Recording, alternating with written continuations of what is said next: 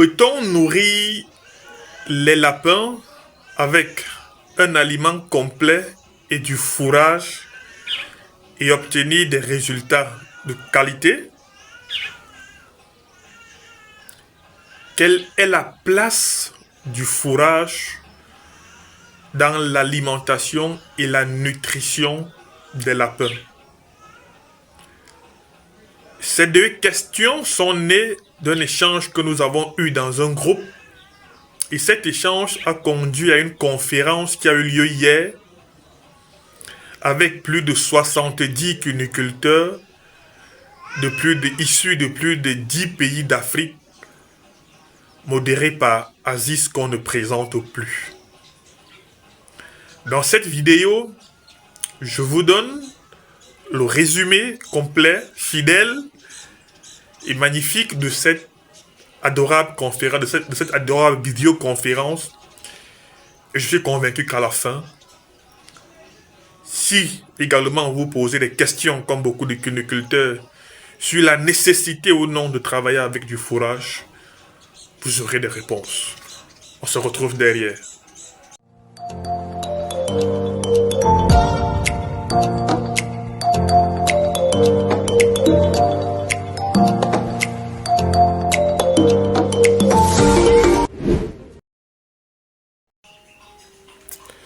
Salut à toi et bienvenue sur ma chaîne.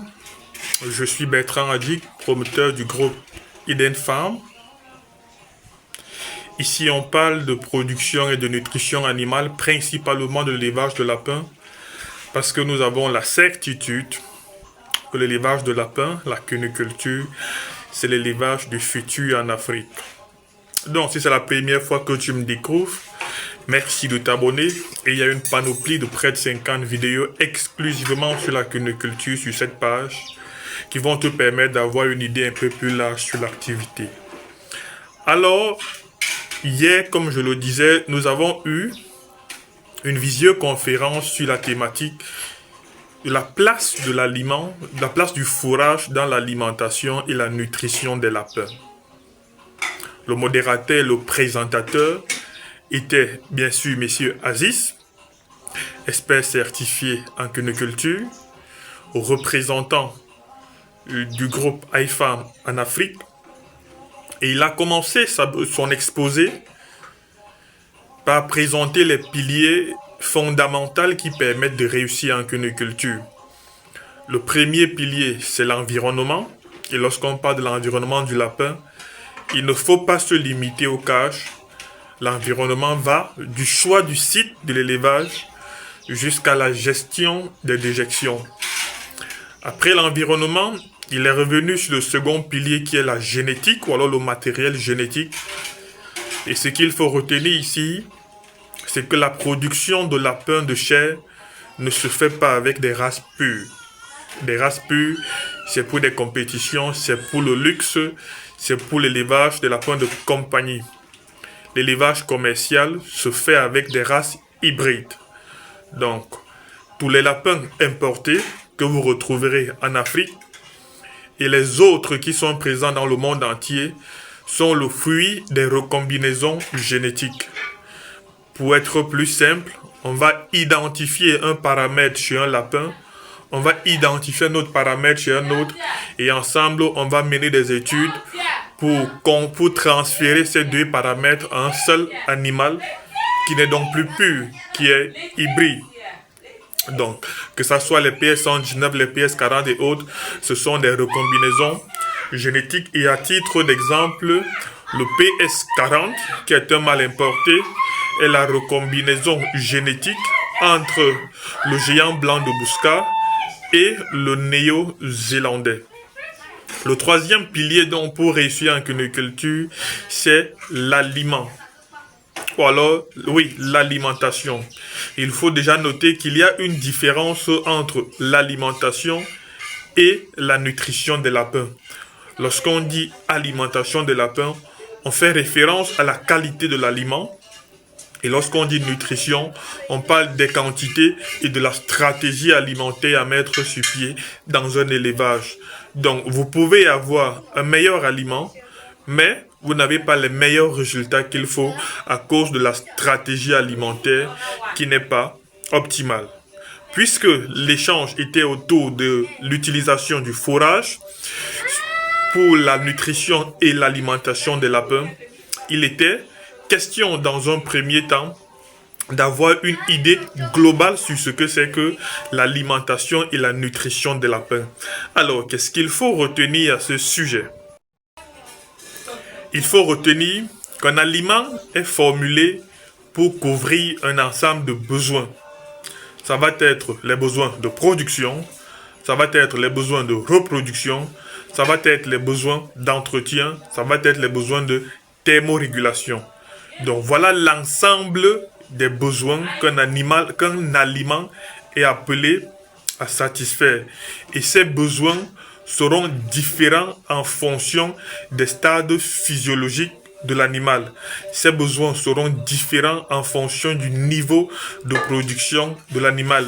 Et dans l'ensemble, en cuniculture, on va classifier l'aliment pour 4 besoins.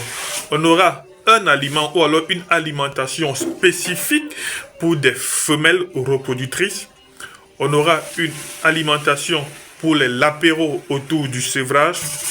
On aura une alimentation ou un aliment pour les animaux en engraissement et on aura un aliment pour les animaux en pré-cheptel.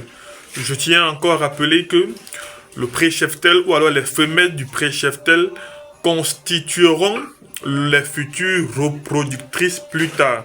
Donc, une mauvaise gestion alimentaire chez les pré-cheptels vous conduit déjà à l'échec de votre bande parce que c'est le reproducteur qui est le potentiel du futur dans votre élevage. Il est donc question, au-delà d'avoir un aliment de qualité, mais aussi une bonne stratégie alimentaire à mettre sur pied pour les futurs reproducteurs afin que ceux-ci puissent avoir une croissance continue et optimale. Parce que si les futurs reproducteurs sont nourris comme des lapins d'engraissement, ils vont rapidement atteindre le poids adulte sans que les organes de reproduction ne soient développés. Et vous auriez donc tous les problèmes en reproduction. Donc après ce rappel, on comprend qu'il est difficile de travailler lorsque l'élevage devient assez important avec un seul aliment mixte. Il n'est pas possible d'envisager un aliment mixte. Il peut encore être toléré un aliment double, c'est-à-dire un aliment maternité et un aliment pour engraissement ou de croissance avec une stratégie alimentaire adaptée en fonction de son élevage. On va noter que les matières premières qui interviennent dans la nutrition animale sont diverses et multiples. C'est le niveau d'incorporation qui va être différent en fonction du stade de développement de l'animal. L'une des matières premières importantes et capitales de base, c'est le son de blé qui est riche en cellulose et en hémicellulose et qui ne peut pas être remplacé par les rafles de maïs. Au-delà du son de blé qui ne saurait être remplacé par le son de maïs, en nutrition animale, on ne remplace pas une matière première par une autre sans avoir au préalable fait des calculs pour une analyse spécifique de la formule. Pour ce qui est donc du fourrage, il faut retenir que le fourrage peut être utilisé dans des périodes où les animaux font un coup de stress. En cas de stress brutal, le fourrage peut être utilisé pour pour permettre aux animaux de reprendre la consommation. Ça peut également se faire avec de la banane douce. Et le fourrage aussi peut être utilisé occasionnellement. Pourquoi? Parce que dans le fourrage, que déjà beaucoup d'éleveurs ne connaissent pas sa contenance ou alors ses valeurs nutritives, on recherche plus les matières sèches. Et pour permettre au lapin de tirer 2,5% par exemple de matière sèche dans le fourrage, il faut apporter à ce dernier plus de 10 kg de fourrage. Donc, la quantité de fourrage que vous apportez au lapin ne peut pas permettre à ce dernier de tirer les éléments nutritifs dont il a besoin pour satisfaire ses exigences.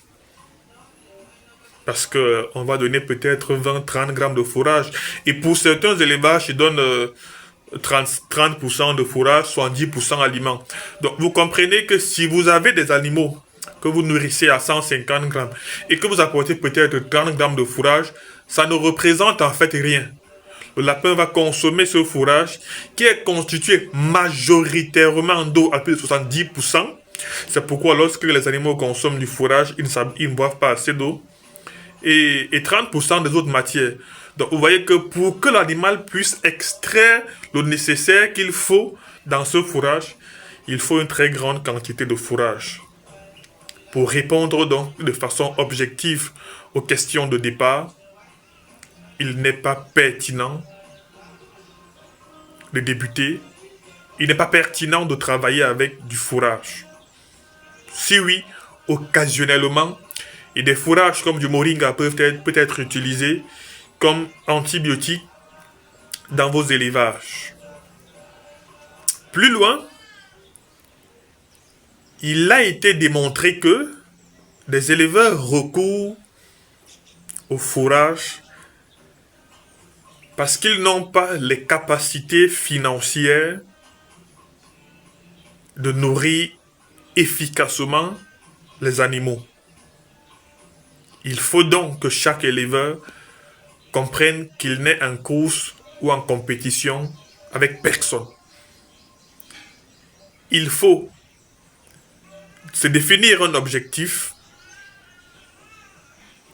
mettre sur pied, en fait, réunir tous les moyens qu'il faut pour atteindre cet objectif.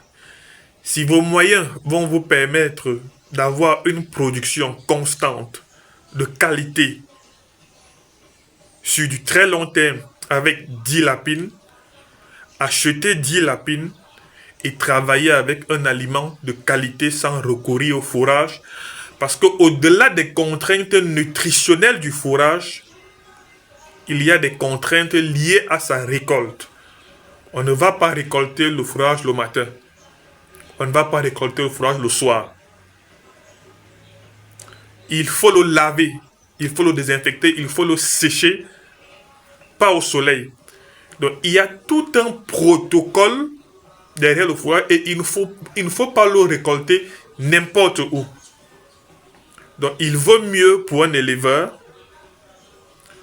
de se définir, d'avoir un cheptel moyen, je vais dire comme ça, et prendre soin de ce dernier.